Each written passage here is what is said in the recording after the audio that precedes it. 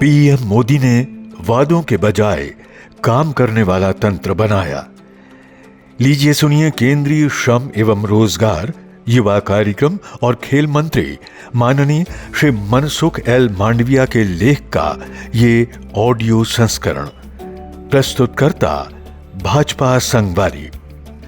लंबे समय तक प्रधानमंत्री का दायित्व संभालने वाले बहुत ही कम नेताओं ने किसी राज्य में मुख्यमंत्री का दायित्व भी संभाला है। देश के ज्यादातर प्रधानमंत्री राष्ट्रीय स्तर के नेता रहे हैं और उनके पास प्रांतीय स्तर पर काम करने का अनुभव कम रहा है। लेकिन नरेंद्र मोदी इसके चंद अपवादों में से एक हैं। नीतिगत केंद्र बिंदु के रूप में क्रियान्वयन में मोदी के दृढ़ विश्वास को बिजली क्षेत्र से संबंधित उनके दृष्टिकोण में देखा जा सकता है। गुजरात में उन्होंने देखा कि गांवों में खंबे और लाइनें तो हैं, लेकिन बिजली नदारद है।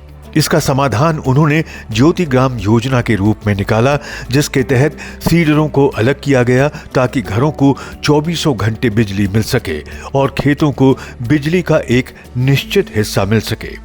प्रधानमंत्री के रूप में उन्होंने दीनदयाल उपाध्याय ग्राम ज्योति योजना के जरिए इस सिद्धांत को आगे बढ़ाया। 18,374 गांवों को बिजली मिली। बैंकिंग क्षेत्र में भी इसी सिद्धांत को फिर से दोहराया गया। कागजों में तो ग्रामीण परिवारों के बैंक में खाते थे, लेकिन व्यवहार में वे निष्क्रिय थे। जनधन ने इस स्थिति को बदल दिया।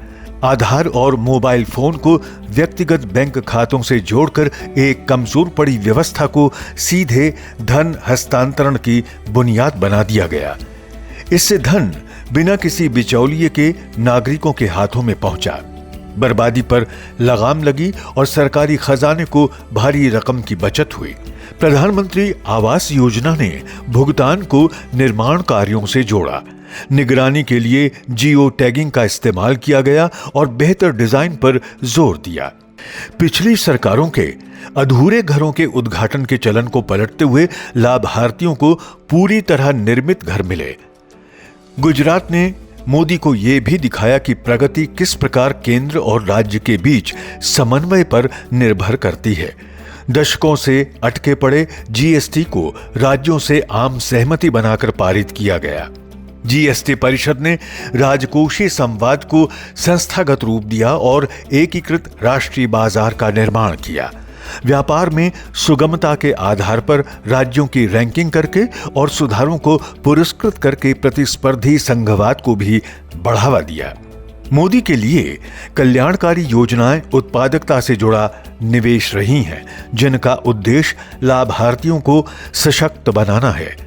गुजरात के कन्या केलवणी नामांकन अभियान ने महिला साक्षरता को 2001 के 57.8% से बढ़ाकर 2011 तक 70.7% कर दिया था। राष्ट्रीय स्तर पर इसे ही बेटी बचाओ बेटी पढ़ाओ कार्यक्रम में परिवर्तित किया गया। इसी प्रकार मातृ स्वास्थ्य के क्षेत्र में गुजरात में चिरंजीवी योजना थी, तो केंद्र में प्रधानमंत्री मातृ वंदना योजना। बुनियादी ढांचे के मामले में गुजरात के BISAG मानचित्रण से संबंधित प्रयोगों को पीएम गति शक्ति के रूप में विस्तारित किया गया। जहां मुख्यमंत्री के रूप में अपने कार्यकाल के दौरान मोदी ने देखा कि योजनाएं अंतिम छोर पर क्यों विफल या सफल होती हैं। इसने उन्हें शासन के केंद्र में महज नीति निर्माण के बजाय क्रियान्वयन को रखने वाला प्रधानमंत्री बनाया। मंत्रालय और सभी राज्य अब एक ही डिजिटल प्लेटफॉर्म पर 1400 परियोजनाओं की योजना बना रहे हैं। वाइब्रेंट गुजरात शिखर सम्मेलनों ने दिखाया कि कैसे निरंतर जुड़ाव धारणाओं को बदल सकता है। एक राज्य को निवेशकों की नजर में एक विश्वसनीय निवेश गंतव्य बना सकता है और नौकरशाहों को व्यवसाय के अनुकूल बना सकता है। इसी अनुभव ने मेक इन इंडिया को आकार दिया।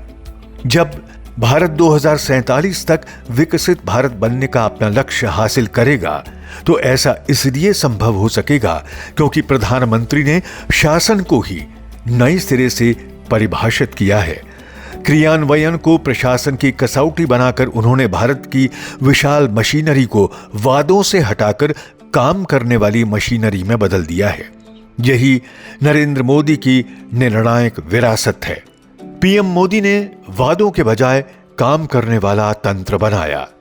आप सुन रहे थे केंद्रीय श्रम एवं रोजगार, युवा कार्यक्रम और खेल मंत्री माननीय श्री मनसुख एल मांडविया के लेख का ये ऑडियो संस्करण। प्रस्तुतकर्ता भाजपा संगवारी।